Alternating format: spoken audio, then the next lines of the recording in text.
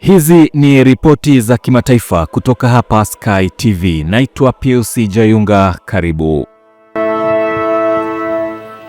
In nomine Patris et Filii et Spiritus. Papa Francis, Papa wa kwanza wa Amerika Kusini ambaye alivutia ulimwengu kwa mtindo wake wa unyenyekevu na kujali maskini lakini wahafidhina waliotengwa na ukosoaji wa ubepari na mabadiliko ya hali ya hewa, amefariki leo Jumatatu Aprili 21 majira ya saa 1:35 asubuhi akiwa na umri wa miaka 88.